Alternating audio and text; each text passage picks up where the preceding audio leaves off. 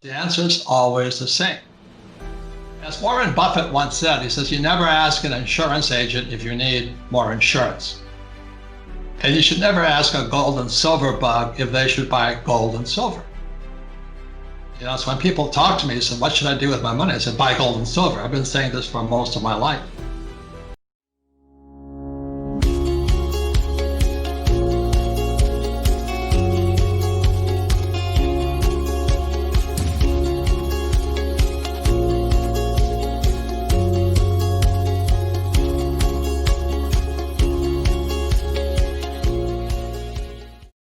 I flew for the U.S. Marine Corps in Vietnam, my second tour, and Nixon took the dollar off the gold standard in 1971, as everybody knows, on August 15th. So about 6 months later, I got a letter by snail mail from my rich dad. I was flying off this carrier, and it says, hey, watch out, the world's going to change. Nixon took the dollar off of gold. And I had no idea what gold meant. What was that mean? I don't know what gold is. And I had to find out that the price of gold is the same all over the world back then. I've started a gold mine in China and a silver mine in South America, in Argentina. And I took both companies public on the Toronto Stock Exchange for IPO. The silver mine is still operating, is doing very well. But the gold mine, once we struck gold in China, the Chinese government took it. So I don't have much love, right now for the Chinese Communist Party. But that's how we live and learn. So am I a gold fanatic? Damn right I am. So if you ask me if you should buy gold, I don't care what the price is.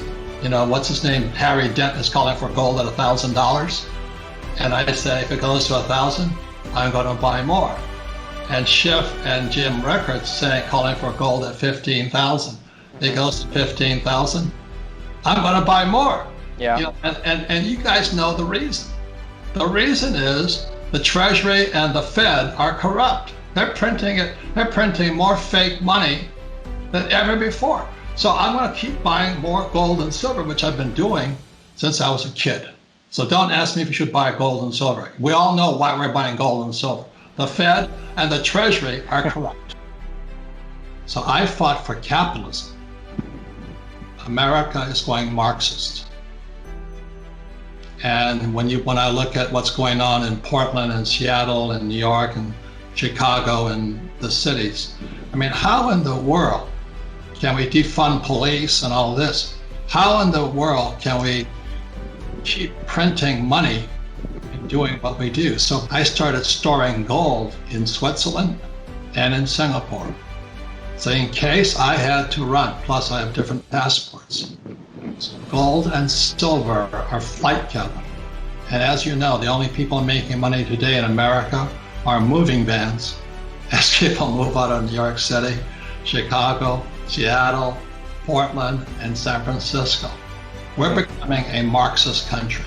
And if Biden gets elected, we'll be going there faster. And the problem is most people don't know the difference between a Marxist and a capitalist. The economics taught in military school are different than the economics taught in business school.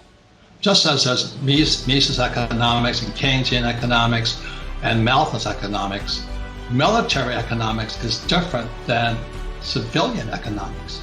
I fought for capitalism. Unfortunately, America is going socialist, Marxist, and eventually totalitarian. So my money is out of this country. It's been out of this country for years. And I'm getting to run, just like the people are running out of New York City, Chicago, Portland, Seattle, and San Francisco. Tons of gold and silver moving into vaults in Singapore. So look, that's what the rich are doing. And that's why I have gold, silver, and now Bitcoin, simply because it's international currency. It operates outside the Fed and the Treasury. I don't know if you know this, but the Washington Post hung me out to dry as a racist. Oh, wow. I said, how can I be a racist? I'm not a white guy. They didn't like that comment either, you know what I mean? So the freedom of speech is gone.